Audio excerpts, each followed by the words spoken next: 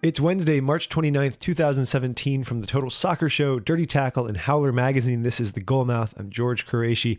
On today's menu of bite-sized soccer morsels, happy with that U.S. performance? Dissatisfied with some of the players? Well, either way, you have a point. Brazil becomes the first country to qualify for the World Cup. Leo Messi is suspended, and it has nothing to do with taxes or cocaine. Didier Drogba rises from the ashes, and finally, drama danger in the Essex Senior League. The United States drew 1-1 with Panama on Tuesday night. It was a pretty bad match considering the coach of the U.S. was averaging 6 goals a game in qualifying coming into it, or it was a decent match considering it was played on a surface uglier than Tim Howard's new neck tattoo. Panama's players, eager to welcome Christian Pulisic to CONCACAF, kept high-fiving him with their elbows, but that didn't stop the young man from creating the U.S. goal for Clint Dempsey. For more on the match, I recommend Daryl and Taylor's Instant Reaction podcast, which is already out for you to download. Search for The Total Soccer Show. Mexico remains top of the hex with 10 points after beating Trinidad. Costa Rica and Honduras drew 1-1, keeping the Ticos in second place with 7. Panama is in third with 5 points. The U.S. and Honduras both have 4, but our goal difference is exactly 6 goals better than that of Honduras. We're +1 overall, which means we currently occupy the playoff spot. In Trinidad, our next opponent is last with 3 points, only 1 behind the U.S. Elsewhere, here's what you need to know. Brazil became the first country to qualify for the World Cup. New Zealand locked up Oceania's playoff spot, shocker, and as things stand, that would put the All Whites up against Argentina, which occupies South America's 5th spot with only 4 matches remaining after losing 2-0 to Bolivia. That game was notable because it was played without Leo Messi, who was serving the first match in a 4-game suspension he received from FIFA for yelling some mean things at a linesman in Friday night's game.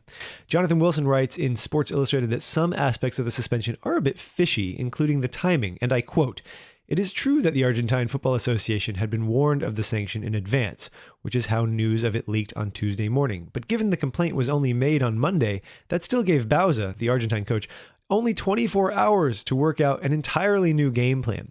That is neither fair nor conducive to good football. It's arguably not particularly fair on Bolivia either, who presumably have been working out ways to stop Messi."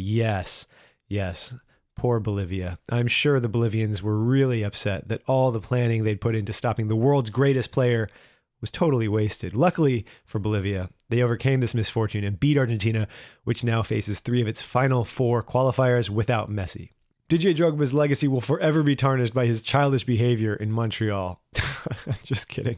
But work with me here because it fits the narrative. A report from France Football says that Drogba has signed a 3-year deal with Phoenix Rising of the USL. Apparently, he'll begin as a player and then transition to sporting director. This is probably a great signing because even at the age of 39, Drogba will absolutely wreck USL defenses. But it may also be a case of a club taking its brand identity a little too seriously. Also on the roster, Sean Wright-Phillips and Omar Bravo. And it works on a couple of levels. Picture a Phoenix rising from the ashes, obviously. Picture Arizona marketing itself as a haven for retirees. And then think about the jersey sponsors the team has had over the past few years. 2014, secondary sponsor, Nationwide Vision. Primary sponsor, Abrazo Healthcare. 2015, primary sponsor, Dignity Health. 2016, Food City, which doesn't really fit my pattern here. But 2017, secondary sponsor, Mayo Clinic. Primary sponsor, Mad Decent. I don't know what that is, but it could have something to do with dementia. And we end on the topic of demented players. A match on Saturday in the Essex Senior League between Sawbridgeworth Town and Clapton FC was abandoned 95 minutes in when a Sawbridgeworth player went after a Clapton fan with a knife. Apparently the fan had spat on the player, whose name has not been divulged, and he didn't like that. This is the 9th tier of English football we're talking about here, what they call non-league. Sawbridgeworth immediately kicked the player off the team and banned him from its ground, Crofters End. For its part, Clapton also accepted some responsibility. A Clapton fan wrote on Twitter, quote, "It appears a Clapton fan spat at an opposing player today. This is not what Clapton Ultras are about, and we do not condone it."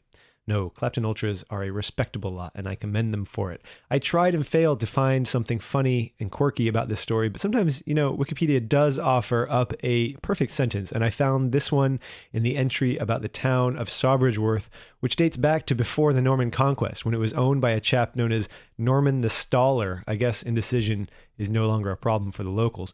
Anyway, after mentioning that Great St. Mary's Church was built in the 13th century, the gods of Wikipedia give us this quote.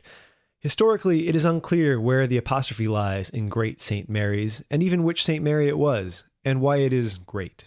My name is George Qureshi. Taylor Rockwell will be with you tomorrow morning. Don't forget to sign up for our newsletter where you can click out to all the stories I've mentioned herein.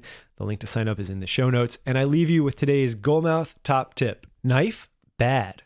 Scalpel, on the other hand, possibly on brand.